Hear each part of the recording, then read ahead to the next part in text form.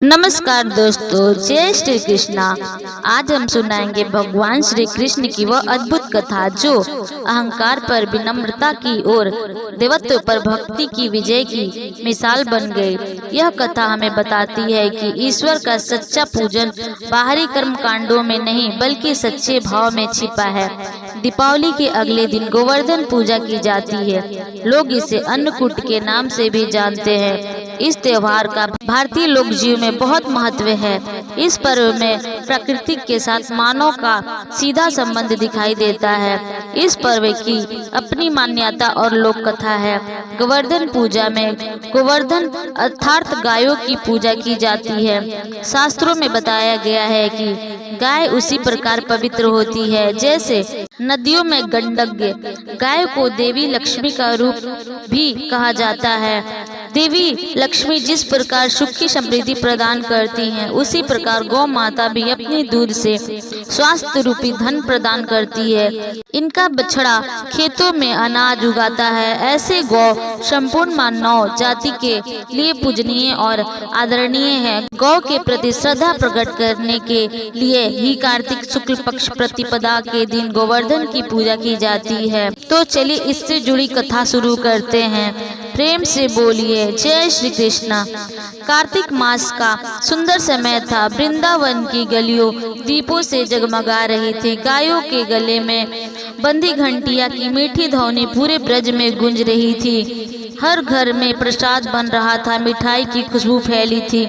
गोप गोपियों, बड़े बूढ़े और बच्चे सभी उत्सव में थे, क्योंकि आज का दिन था इंद्र पूजा का।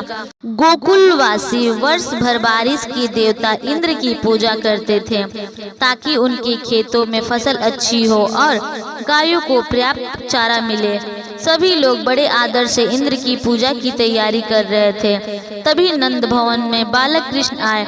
माखन से सनी, मुस्कुराती आंखों वाले, नीले कमल समान नेत्रों वाले। उन्होंने देखा कि सब लोग कुछ न कुछ सजावट और पूजा की तैयारी में लगे हैं। श्री कृष्ण ने अपनी माता यशोदा से पूछा, मैया, आज सब लोग क्या कर रहे हैं? यह पूजा किसकी है? माता यशोदा ने कहा, लल्ला, आज इंद्र देव की पूजा होगी। वे वर्षा के देवता हैं। उनकी कृपा से हमारी फसलें उगती हैं, गायों को हरी घास मिलती है। कृष्ण ने भोलेपन से पूछा, मैया, अगर वर्षा इंद्र करते हैं तो गोवर्धन पर्वत क्या करता है? वह भी तो हमें घास, लकड़ी, फूल और जल देता है। क्या उसका कोई आदर नहीं? माता मुस्कुराई, लल्ला, ये सब तो भगवान इंद्र की कृपा से ही है। कृष्ण गंभीर हो गए। वे जानते थे कि इंद्र का अहंकार बढ़ गया है। वे ब्रजवासियों को सच्ची भक्ति का अर्थ सिखाना चाहते थे। कृष्ण ने सब ब्रजवासियों को एकत्रित किया और कहा, हमारा जीवन तो गोवर्धन पर्वत पर निर्भर है। वही हमें जल देता है, घास देता है, लकड़ी देता है। हमें उसकी पूजा करनी चाहिए, क्योंकि वह हमें प्रत्येक रूप से पालन करता है। गोपी गोपिकाएं सोच में पड़ गए। उन्होंने कहा, लेकिन कन्हैया, हमने तो सालों से इंद्र की पूजा की है। अगर हमने पूजा नहीं की तो वे नाराज हो जाएंगे। कृष्ण हंसे, अगर हम सच्चे हैं तो कोई देवता हमसे नाराज नहीं होगा। सच्चे मन से की गई पूजा सदा फल देती है। उसके मासूम शब्दों में इतना विश्वास था कि सब ब्रजवासी मान गए। इस प्रकार पहली बार इंद्र की जगह गोवर्धन पर्वत की पूजा का निर्णय हुआ। अगले दिन पूरे ब्रज में एक अद्भुत दृश्य था। लोगों ने पर्वत की परिक्रमा की, दीप जलाए, प्रसाद चढ़ाया, गायों को सजाया गया।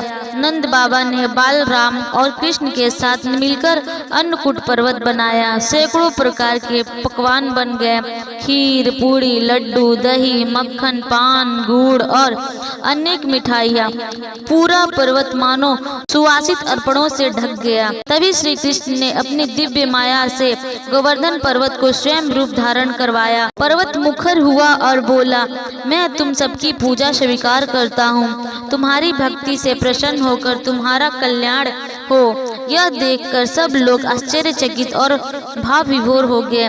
कृष्ण ने पर्वत के रूप में स्वयं को अर्पण करते हुए कहा, देखो यही साक्षात भगवान है जो हमारी धरती, हमारे जल और हमारी गायों की आराधना है। दूसरी ओर जब इंद्र को यह समाचार मिला कि ब्रजवासी अब उनकी पूजा नहीं कर रहे हैं तो उनका अहंकार भड़क उठा। वह बोले, इन ग्वालों को मेरी शक्ति का पता नहीं है, देखूंगा कौन उन्हें वर्षा और बिजली से बचाता है। उसने अपने बादलों और आदेश किया, जाओ ब्रज पर मूसलाधार वर्षा बरसाओ, इन अहंकारी मनुष्यों को सबक सिखाओ। तुरंत ही काले बादलों ने ब्रज को घेर लिया, गर्जना हुई, बिजली चमकी और वर्षा होने लगी जैसे आकाश फट गया हो। पूरा ब्रज भीग गया, गायें ठिठुरने लगी, गोपियां घबरा गई, बच्चे रोने लगे। नंद बाबा बोले, अब क्या करे कन्हैया, लगता है इंद्र हमसे नाराज हो गए हैं। कृष्ण मुस्कुराए, डरिए मत बाबा, कोई कुछ नहीं बिगाड़ सकता जब गोवर्धन हमारी रक्षा करेगा। उन्होंने सबको गोवर्धन पर्वत के पास ले चलने को कहा।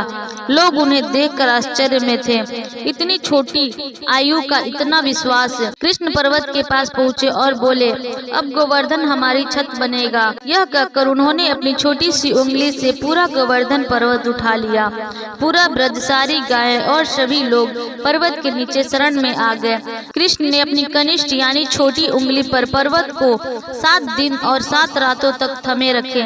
सभी देवता यह देखकर दंग रह गए।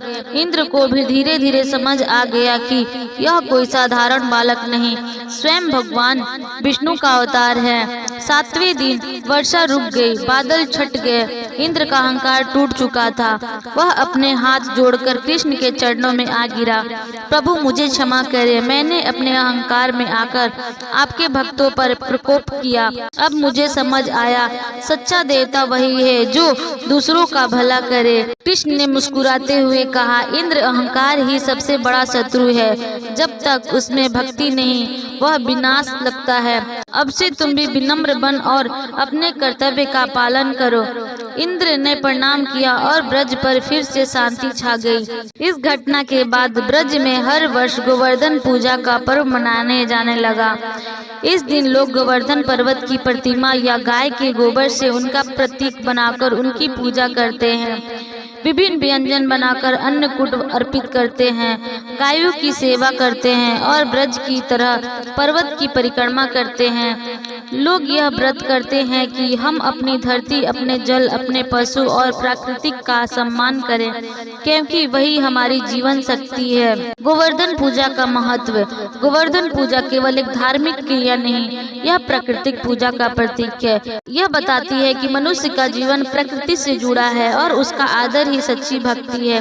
जो व्यक्ति इस दिन श्रद्धा से पूजा करता है, उसके घर में वर्षा भर अन्न, धन और सुख की वर्षा होती है।